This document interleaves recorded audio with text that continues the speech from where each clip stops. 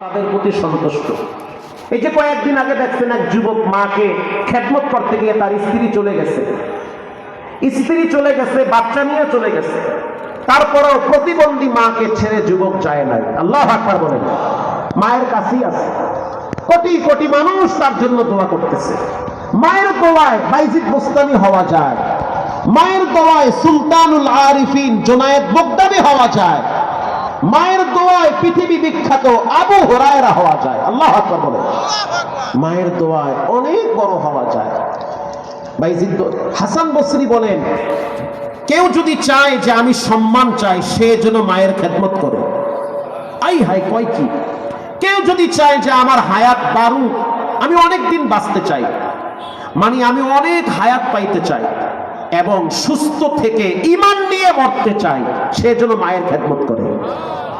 কেউ যদি চায় যে আমার সন্তান আমার কথায় বসবে আবার দাঁড়াবে, কেউ যদি চায় যে আমার ছেলেটা ইব্রাহিম নবীর সন্তান ইসমাইলের আদর্শ নিয়ে বড় হবে, সে যেন মায়ের খেদমত করে। চারটা কথা বলেছে। মা হলো পাওয়ার ব্যাংক। বলেন, মা কি? Power bank. এই ব্যাংকে চারটা পাওয়ার জমা থাকে, লেখা নেন কলিজার ভিতরে। এক নম্বরে, কেউ যদি সম্মান চায় যে আমি যে কোনো কর্ম করব কিন্তু আমি ইজ্জতের সহিত করতে চাই, আমি ডিম বিক্রি করব কিন্তু মানুষ আমাকে সালাম দিবে, আমি অটো চালাবো তারপরে মানুষ আমাকে ইজ্জত করবে, ঠিক না ঠিক? আমি যে কোনো কর্মে করার জন্য প্রস্তুত কিন্তু মানুষ আমাকে মূল্যায়ন করবে, ভালোবাসবে, সে যেন মায়ের খেদমত করে। ঢাকায় একজন আলেম আছে, যার নাম বললে আপনারা সবাই চিনবেন, যাকে দেখেন অনেক কিছু, এত সম্মান, এত যশ খ্যাতি, অনেক কিছু দেখা যায়, মনে হইতেছে এমপি মন্ত্রী, মনে হইতেছে কি এটাই বাস্তব। যাকে আল্লাহ কোরআনের চেহার দান করে, ওই চেহারটা রিজার্ভ থাকে, ওটা পৃথিবীর কেউ নিতে পারে না। কোরআনওয়ালাদেরকে, এলেমওয়ালাদেরকে, যাদেরকে আল্লাহ সম্মানের চেহার দেয়, ওটা কি শেষ হয়ে যায়? যায় না। দুনিয়াওয়ালাদের ক্ষমতার পালা বদল আছে না নাই? আসসালামু আলাইকুম। তো যাকে দেখলে আপনারা সবাই আশ্চর্য হয়ে যান, এত সম্মানী মানুষ, অথচ তার ঘরে 23 বছর পর্যন্ত বাপ প্রতিবন্ধী অবস্থায় পড়ে আছে, নিজের হাতে প্রস্রাব পায়খানা প্রতিদিন সাফ কইরা এরপরে বাহিরে বের হয়, প্রস্রাবের খাতাও সাফ করে, পায়খানার খাতাও পরিষ্কার করে, নিজের হাতে আব্বারে খাবার খাওয়ায়। রাত্রিবেলা যখন সবাই ঘুমিয়ে যায়, সে বলে আমার চোখে ঘুম নাই, কারণ আমার আব্বা পাশে শুয়ে আছে, আমার আব্বা ঘুমাইতে পারে না। প্রস্রাব করে দিলে ওই খাতা পরিষ্কার করে আবার গরম খাতা বিছানো লাগে। প্রত্যেকটা দিন আমার ডিউটি হলো আব্বার পায়খানা আর প্রস্রাবের খাতা সাফ করা। আমি যত পরিষ্কার করি, রব আমার মর্যাদা বাহিরে তত বাড়ায় দেয়। দামি দামি মানুষ এসে বলে, আপনি কোন গাড়ি নিবেন, কোন গাড়ি লাগবে আপনার, আপনাকে ভালোবাসি, মহব্বত করি, 1000 কোটি টাকার মালিক, বড় বড় কোম্পানির মালিক, আপনার কি লাগবে? অথচ এমন ব্যক্তির ব্যাপারেও 3টা মামলা বিগত টাইমে হয়েছে। শুধুমাত্র এতটুকু কথা বলা হয়েছিল, জমিন যার, আইন চলবে তার। বলেন, জমিনের মালিক কে? আল্লাহ তাআলা। আইন চলবে কার? আল্লাহ তাআলা। এ কথা বললে যত বড় দরবেশ হোক, এর মোটামুটি হাতে বাইসিকল লাগবে।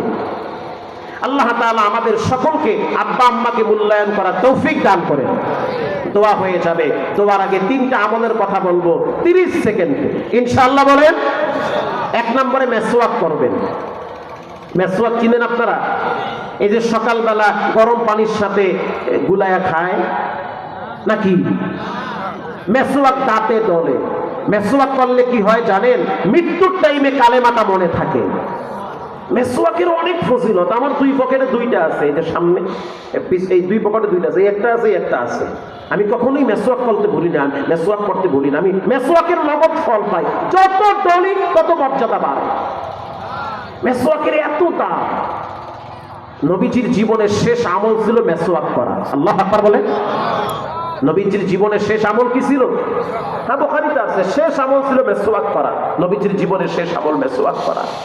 মেসওয়াক করে কেউ যদি নামাজে দাঁড়ায়, রব্বুল আলামিন রাকাতে রাকাতে 70-এর নেকি জমা করে দেয়। সুবহানাল্লাহ। আরে ফজিলতের জন্য হাদিস বলা যায়, দুর্বল হোক আর শক্তিশালী হোক। 2 নম্বরে আতর ব্যবহার করবেন। আতর চিনেন?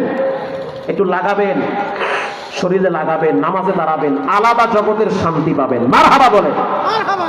3 নম্বরে সালাম দিবেন। বাচ্চাদেরকে আপনি সালাম দিবেন, আজকে আপনি দিবেন, ওরা বড় হইলে আপনাকে দিবে। যে ব্যক্তি সালাম দেয় পরস্পরের ভিতরে দুশ্মনী দূর করে মহব্বত, হৃদ্রতা, ভালোবাসা তৈরি করে দেয়। ঘরে গিয়ে স্ত্রীকে সালাম দিবেন। স্ত্রীকে সালাম দেন আপনারা? ওই যারা বিয়ে করেন হেরায় কয়তে সালাম দেন না ভাই? মাশাআল্লাহ। বউকে সালাম দিবেন, কারণ বউ আপনার কাছ থেকে সালামের হকদার বেশি। আপনি যেমন বাহিরে সারাদিন কাজ করেন, আর আপনার ঘরে যে আপনার 3টা পোলা মাইয়া আছে, এক যে লালে পারে, মানে যেই ঘরে মোটামুটি 3-4টা বাচ্চা কাচ্চা থাকে, ওই ঘরের মহিলা মোটামুটি আধা পাগল হয়ে যায়। ঠিক না বেঠিক? আমি বাসায় গিয়া মাঝে মাঝে ধমক দিই, দরজা বলতে এত দেরি হয় কেন? বাইরে থাকি, কষ্ট করি, সারাদিন গাড়ির ভিতরে, সারা রাত গাড়িতে মাথা মাথা গরম খায়, এত ঘুম কাটবা। সে বলতে আছে আপনার পাও ধরছি, একদিন ওয়াশ মিস দেন, হাদিয়া আমি দিব আপনার, কোনো টেনশন নাই, আপনি এই 3টারে একটু রাখেন, বেশি না, আসর থেকে মাগরিব পর্যন্ত রাখেন। একদিন রাগ কইরা 3টারে নিয়ে বইছি, বওয়ার পরে একটারে দেখি থাকতে গেছে গা পাকে পড়ে, ওইটারে খবর নিতে গিয়া দেখি এইটা ওয়াশরুমে গিয়ে ট্যাপ সাইডে দিচ্ছে, পানি পড়তে পড়তে সব শেষ। এই 2টার খবর নিতে গিয়ে আর একটারে দেখি ওই যে কম্বলের ভিতরে হুইয়া, এরপরে প্রস্রাব কইরা ফ্যান সাইডে দিচ্ছে। বাচ্চা, ছোট মানুষ, যা ইচ্ছা তাই করতে পারে। তখন কইছি, ওরে আল্লাহ, আসলেই তো আমরা বাহিরে যতটাই কষ্ট করি না কেন, আমাদের মা বোনেরা ঘরে এর চেয়ে বেশি কষ্ট করে। এরপরে আপনি গিয়ে যদি আবার ধমক দেন, হে কুত্তুসের মা, বাপ দে, তখন তো আপনার বউ আপনারও গালি দিবে, আপনার পোলারও গালি দিবে। তবে গোলামের উপর গোলাম, তুইও জ্বালাও, তোর বাপেও জ্বালায়। ঠিক না ব্যাঠি? মহিলা মানুষ তো, মুখে তো আর কথা বাজে না, ফট করে বলে ফেলাইবে। তার চেয়ে একটা কাজ করেন, ঘরে গিয়া সালাম দেন, আসসালামু আলাইকুম ইয়া ম্যাডাম কাইফা হাল। দেওয়ার সাথে সাথে দেখবেন তার চেহারায় আলাদা একটা হাসি ফুটে উঠেছে। এরপরে আপনি বলবেন, অনেকদিন তো মুসাফা করি নাই, হাতটা বাড়াও, একটু মুসাফা করি। তবে ঢঙের দিশা পাও না, মুসাফা। আপনি জোর করে তার হাত টানবেন, আপনার স্ত্রী লজ্জায় বলবে, বাচ্চা কাচ্চা চায় রয়েছে, কি শুরু করলা তুমি এদিয়া বা কি চাচা, ঠিক না ঠিক? এরপরেও স্ত্রীর হাত জোর কইরা তাই না হাতের সাথে মুসাফা করবেন। প্রতিটা ঝাঁকিতে নেকি আছে না নাই? মহব্বত, ভালোবাসা, এটা বহিঃপ্রকাশ ঘটান। হাতের ভিতরে 100 টাকা ঢুকায়া দিয়া স্ত্রীকে বলবেন, সকালবেলা লিপস্টিক কিনা ঠোঁটে ঘষবা। মহিলারা কইতেছে, হুজুর এই ওয়াজ আরো আগে করা উচিত ছিল। কি চাচা, ঠিক না বা ঠিক?